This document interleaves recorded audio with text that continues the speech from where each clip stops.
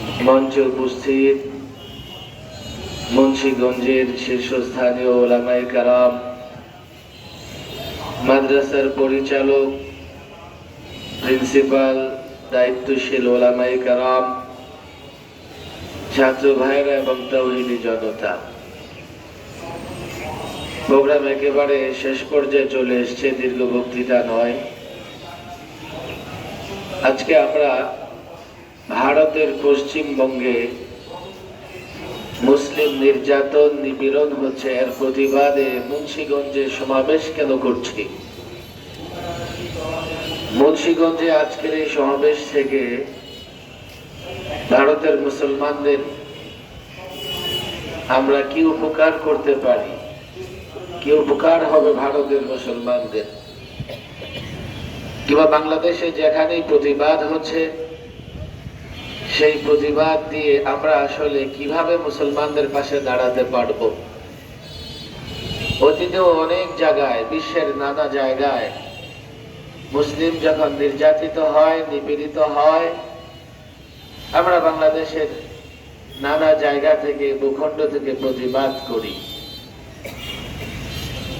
একটা তো হচ্ছে আমি মুসলিম হিসেবে পৃথিবীর যে প্রান্তে একজন মুসলিম নির্যাতন এবং নিপীড়নের শিকার হবে, আমি আমার সাধ্যমতো সক্ষমতা অনুযায়ী তার পক্ষে দাঁড়াবো, অন্যায় এবং মানবতা বিরোধী অপরাধের বিরুদ্ধে কথা বলবো, এটা আমার ইমানি দায়িত্ব।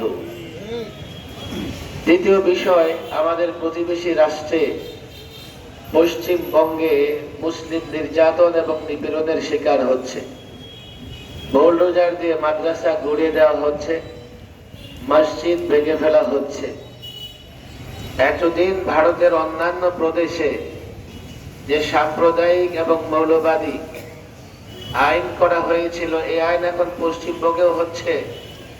গরু জবাই করা যাবে না, গরুর নিবন্ধন লাগবে, সুনির্দিষ্ট বয়স যদি না হয় তো গরুকেও জবাই করা যাবে না। এই ধরনের নিষেধাজ্ঞা অলরেডি চলে এসছে।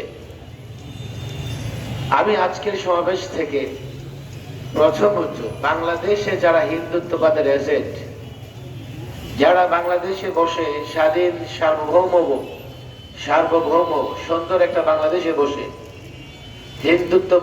হিন্দুত্ববাদের এজেন্ট নিয়ে বসে আছে, যারা বাংলাদেশে বসে রাম রাজত্ব কায়েম করার স্বপ্ন দেখছে, আমি তাদের চোখে আঙ্গুল দিয়ে দেখিয়ে দিতে চাই, তোমাদের ধর্ম এবং আমাদের ধর্ম এক নয়। 5ই আগস্টের পরে এদেশের মানুষ দেখেছে, প্রশাসন দেখেছে, মিডিয়া দেখেছে, নানা মিডিয়ায় সংবাদ প্রচার হয়েছে। পট পরিবর্তনের পরে এদেশের সাধারণ হিন্দুরা সবচাইতে ঝুঁকির মধ্যে ছিল। আইন শৃঙ্খলা বাহিনী তখন অকার্যকর ছিল, থানা আক্রান্ত হয়েছে, পুলিশরাও আক্রান্ত হয়েছে। তখন এই কঠিন মুহূর্তে সাধারণ হিন্দু ধর্মের লোকদের এবং তাদের উপাসনালয় নিরাপত্তা দিয়েছে, যারা ইসলাম মানে, ইসলাম পালন করে, প্র্যাকটিসিং মুসলিম টুপিদারিওয়ালা মাদ্রাসার ছাত্র, আলেম ওলামা, তাওহীদি জনতা। কিন্তু পশ্চিমবঙ্গে যখন ক্ষমতার পালাবদল হয়েছে, পট পরিবর্তন হয়েছে, আমরা দেখছি ওই এদেশে তাদের এজেন্ট যারা আছে তাদের আঙ্গুল দিয়ে চোখে আমি বলতে চাই, সে দেশে মুসলমানদের মসজিদ মাদ্রাসা ভাঙচুর করা হয়েছে, তাদের বাড়ি ঘরে হামলা করা হয়েছে। এটাই প্রমাণ করে ইসলাম আর মূর্তি পূজারীর ধর্ম কোনোদিন এক হতে পারে না। দ্বিতীয়, সতর্ক করতে চাই শাসক গোষ্ঠীকে। বাংলাদেশ এখন যেই জায়গায় এসে দাঁড়িয়েছে, ইতিমধ্যে পশ্চিমবঙ্গের যিনি মুখ্যমন্ত্রী হয়েছেন অখণ্ড ভারতের ঘোষণা দিয়ে ফেলেছেন ইতিমধ্যে, যাতে কথা বুঝতে বাকি নাই এই শুভেন্দু অধিকারী এবং তার দল বল উগ্র হিন্দুত্ববাদ, কিংবা যারা রাম রাজত্ব কায়েমের স্লোগান দিচ্ছে, কিংবা যারা ঘোষণা দিয়েছে মুসলমানদেরকে ধরে ধরে জোর করে জয় শ্রীরাম স্লোগান দিতে বাধ্য করবে, তাদের এই কথাবার্তা থেকে ইতিমধ্যে স্পষ্ট হয়ে গেছে বাংলাদেশ নিয়ে তাদের পরিকল্পনা কি, বাংলাদেশ নিয়ে তারা কি ধরনের ষড়যন্ত্র করছে। এমন অবস্থায় বাংলাদেশের সাধারণ মানুষ, দেশপ্রেমিক তাওহীদি জনতা, বাংলাদেশ সরকার, বাংলাদেশের বাহিনীগুলো, আইন শৃঙ্খলা বাহিনী থেকে সেনাবাহিনী, তাদেরকে বুঝতে হবে যে কোনো সময় বাংলাদেশ আক্রান্ত হতে পারে, যে কোনো সময় আমার ভূখণ্ড আঘাতপ্রাপ্ত হতে পারে, যে কোনো সময় আমার স্বাধীনতায় হস্তক্ষেপ হতে পারে, আমার মানচিত্রে আঘাত আসতে পারে। এজন্য আগে থেকে প্রস্তুতি নিয়ে রাখতে হবে। বাংলাদেশ সরকারকে বলি, বাংলাদেশ বাহিনীগুলোকে বলি, কম পক্ষে 1 কোটি যুবককে প্রশিক্ষণের আওতায় আনা হোক, যারা স্বেচ্ছাসেবক হিসেবে প্রস্তুত থাকবে।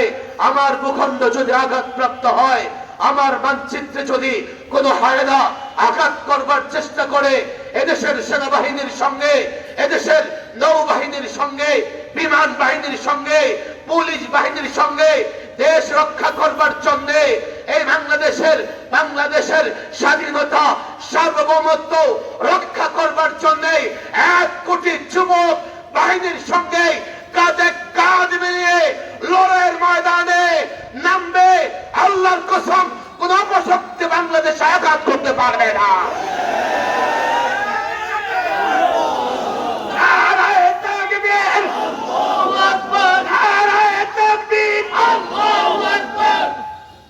পরিষ্কার কথা, দেশ আক্রান্ত হবে আর আমরা আমাদের চরিত্রে মুনাফিকি রাখবো, এমনটা হতে পারে না। আমরা দেশের পক্ষের শক্তি, আমরা ইসলামের পক্ষের শক্তি। সুতরাং আমরা যেইভাবে ইসলাম রক্ষার জন্য আন্দোলন সংগ্রাম করি, লড়াই করতে প্রস্তুত আছি, ইনশাআল্লাহ দেশ রক্ষা করবার জন্য আমরাই লড়াই করব সবার আগে ইনশাআল্লাহ। উগ্র হিন্দুত্ববাদ ভারতের মোদী সরকার এবং তার বাহিনী, উগ্র সাম্প্রদায়িক বাহিনীকে আমরা পরিষ্কার বলতে চাই, ভারত আমরা স্বাধীন করেছি, তোমরা স্বাধীন করো নাই। মুসলমানরা যখন ইংরেজ বিরোধী আন্দোলন সংগ্রাম করে, মাঠে ময়দানে লড়াই করে, রক্ত দেয়, তখন ওই হিন্দুত্ববাদীরা ইংরেজের গোলামি করেছে, পা চেটেছে। ভারত আমরা স্বাধীন করেছি।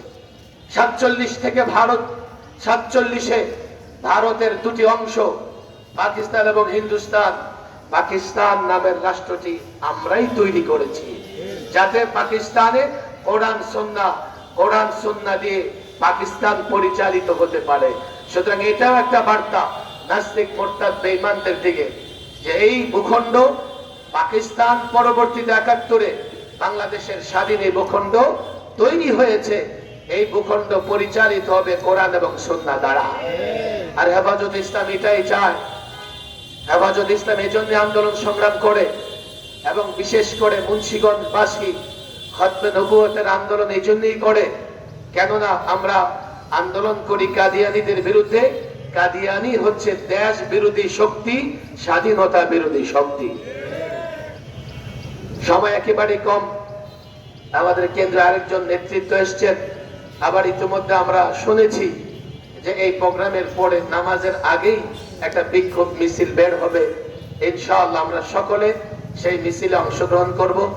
যেহেতু একটা জেলা শহর আর হাজারো তাওহীদি জনতার সমাগম হয়েছে, আমরা চেষ্টা করব অত্যন্ত সুশৃঙ্খল ভাবে যেন মিছিল অনুষ্ঠিত হয়। আল্লাহ তাবারক ওয়া তাআলা তৌফিক দান করুন। ওয়া মা তাওফীকি ইল্লা বিল্লাহ।